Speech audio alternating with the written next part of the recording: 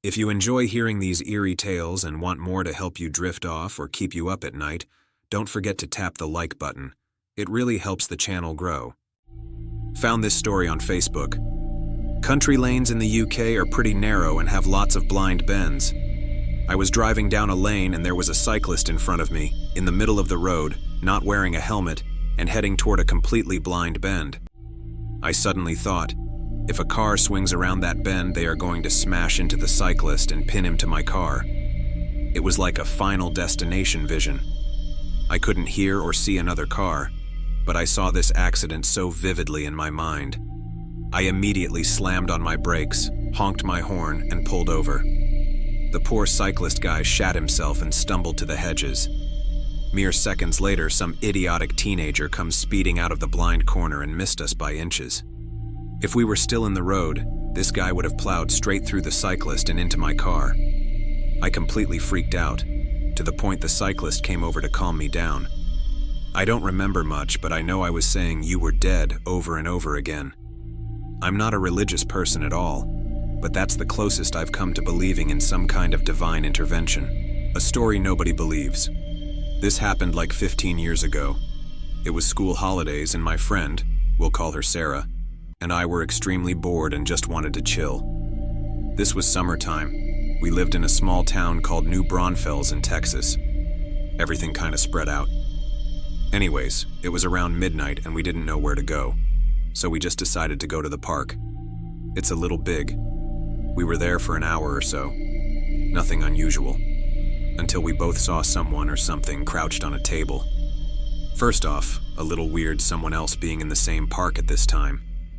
But what's creepy AF is that this person was crouching on top of a fucking table.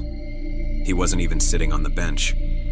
What really fucked me up was, because I didn't look away, I kept looking closer. I noticed that there were wings. The body was completely human, but had fucking wings. The part that I'll never forget. All of a sudden, the most blood-curdling scream, like a woman being stabbed to death. But it sounded like a woman but unhuman at the same time. Like a scream that a normal person doesn't do, but a scream animals can't even make. Almost like those screams in a movie that a demon or something makes. Then it just stands up, and this fucker has to be 8 feet tall, minimum. We both ran as fast as we could. Have you ever ran to your lungs' max capacity? I ran until I had no air left in my lungs, and then kept running until I had to slow down because I was coughing too much.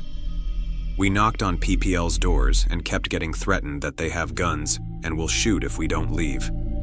We were literally locked outside with this thing. I kept looking into the sky because this reminded me of Jeepers Creepers the movie. After maybe 20 minutes, the police show up and of course think we're on drugs, but wanted to let us go. I walked the rest because I lived a few blocks away. The police drove my friend home. There was a white cop and a Mexican cop. When the Mexican cop heard the story, he pretended like it's just made up, but the look on his face said he knows something about this thing that nobody knows. I have PTSD now and hate going outside alone at night, especially near parks or the woods. Weird PPL don't really scare cops, animals don't really scare cops, but you know it was something much worse if a cop lies and can't keep a straight face because of fear. Like I said, it's a story that happened and I remember clear as day. But a story nobody believes. Tried making it as short as possible. My old house. Okay, so I used to live in this old house from about years 7 to 10 old, so this happened a while ago. But when me and my family, mom and twin sisters, both 4 at the time, moved, there was something kidna off about it. There was always this sense of dread there, and the type that will make you feel like you being watched. But the most creepiest part of the house was this small closet underneath our stairs going down to the basement where me and my sisters slept. In the 4 years of living there, none of us ever went into there because of how creepy it was, but that's besides the point.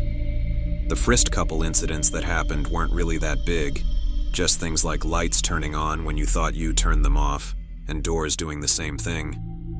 But the more messed up stuff started happening. Most nights when I tried to sleep, I always had this sense that someone was watching me in the pitch black, and some nights I couldn't even move. This one night when I was about 8, I couldn't sleep at all, and so I tried to sleep in my mom's bed. I lied awake till about 2 in the morning, until I started to get the felling. Someone was watching me, and I couldn't move, that was, until I heard my mom's music box start playing.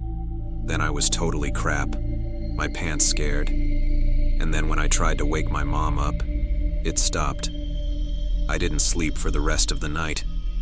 Nothing really happened after that. Expect me and my sisters slowly stopped sleeping in our room and started sleeping on the upstairs couch because we were so scared, and eventually my mom had to sell the house because we couldn't pay for it anymore. But on the last night that we were there, my and one of my sisters decided that we were going to go into the closet and look behind the corner to just see what was there. And right as we were going around it, the door slammed shut and screamed and ran to the door, pushing one other out of the way, and when we went to tell our family, they didn't believe us. Years later, I learned that the old man that made the house and live in it also died in it to LOL. Shallow waters. Hello, you can call me B27, don't ask why, but when I was younger, less than 7 maybe, 5 or something like that, I remember something strange. It scared me so badly that I almost started to cry, but I couldn't. No tears, just a small, sharp gasp. I was playing in the shallow parts of the waters not because I couldn't swim, but because I was rolling around and playing. My memory is shattered for a number of reasons, so sorry if I don't give too much detail. As I was playing, I started feeling sad and almost weird, unsettling no matter where I sat or stood. After a few minutes of tearing up, I started laughing and playing again. I don't know if what I grabbed that day had anything to do with my emotions, but considering they started acting up before the problem started, it's very possible. I say I'm not sure because I was born with a few mental health problems, but anyways, back to the story. As I was playing, I had rolled around in the water, same spot twice, but the second time around was, well, like I said, if I could at the time. If I could have cried in that moment, I would have. I remember wanting to scream, but nothing. What I had grabbed will make me feel weird for the rest of my life. I had first initially thought it was a mask, but there was grass and skin. It felt like hard bone. My fingers had landed in the eye holes. It was gross. When I moved my arm up, it came with it. Thinking about it now, it looked like some carved the front of a human skull off, then flattened that into a sick mask.